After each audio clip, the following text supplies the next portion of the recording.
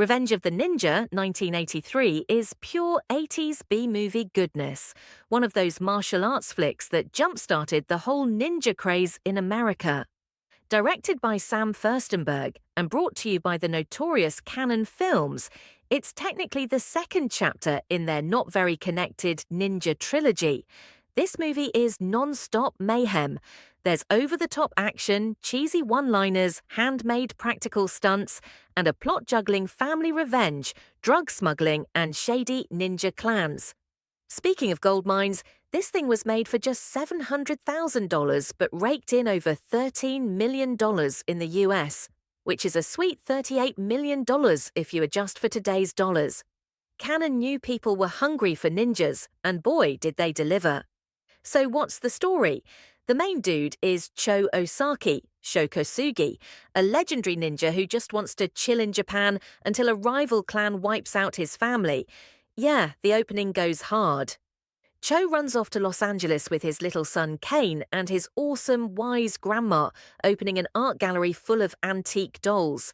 His business partner Braden, Arthur Roberts, all smile and sleaze, and Kathy, Ashley Ferrari, help keep things running until, plot twist, those dolls are being used to sneak heroin into the country. Suddenly, Sho can't run from his ninja past. Time for insane rooftop battles, betrayals, and showdowns with black-clad assassins who mix old-school ninja tricks with mobster stuff from the 80s. For fans of slasher tropes and gangster flicks, it's all in here. But let's be real. You're here for the wild fight scenes and the bananas, fire-filled ending. As for the cast, Sho Kusugi is the show. This guy's like a ninja John Wick, super stoic, actually does his own stunts, and swings swords around like he was born with them. Fun fact, his real-life son, little Kane Kusugi, plays his son in the movie, and their scenes together actually tug at the heartstrings, but still pretty corny in the best way. Backup comes from karate champ Keith Vitale, playing Dave Hatcher, the tough cop who helps Sho take down the baddies. There's also Virgil Fry as Dented Dime, the goofball detective for laughs, plus Arthur Roberts cranking up the ham as Braden. He doesn't do his own ninja stuff, that's a stunt guy. Then there's Mario Gallo as Kaifano, chewing scenery as the mob boss who seems straight out of Goodfellas, and Grace Oshita as Grandma, doling out pearls of wisdom like a style coach. Even Professor Toru Tanaka drops in as a giant sumo enforcer, and he almost steals the show. Look, nobody's taking home an Oscar here. The acting is as over the top as the action. Kusugi barely cracks a smile, and some of the dialogue is pure camp. Only a ninja can stop a ninja. But it just adds to the fun. Production-wise, Cannon Films cut every corner imaginable. They planned to film in LA, but it got too pricey, permits and cops and whatnot.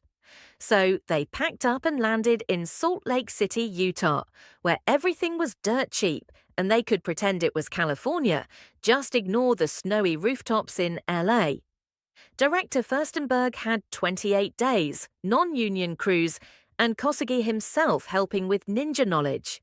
Hands down, the highlight is the rooftop finale, which took 2 whole weeks to film and nearly bankrupted their pyrotechnics fund. Real stunts, helicopter shots, and not a lick of CGI, just pure unfiltered chaos.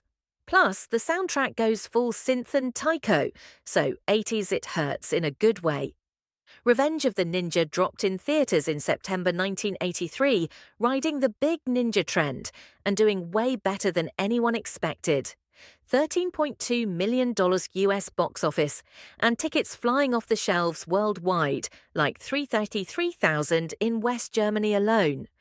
The home video and streaming eras just made it more legendary, and you can still find it today on Tubi, Netflix, and fancy new Blu-ray releases. Critics were never wild about this one. Variety said it was entertaining action-wise but missed bigger stars and real locations. Rotten Tomatoes sits at a mere 58% audience score, and Metacritic's even grumpier with a 32/100. Some bemoan the ridiculous plot, heroin smuggled in dolls really, and the evil white ninja versus good Japanese hero thing hasn't aged well. Still, nostalgia freaks can't get enough. The stunts, the costumes, the crazy gore. Basically, if you love ninja flicks, this is a must-watch. If you don't, it's at least a hilarious night in. Bottom line, grab your friends, plenty of drinks, and get ready to riff. Revenge of the Ninja is the perfect blend of bonkers action and retro cheese. Want more 80s movie nostalgia? Subscribe to Movies of the 80s.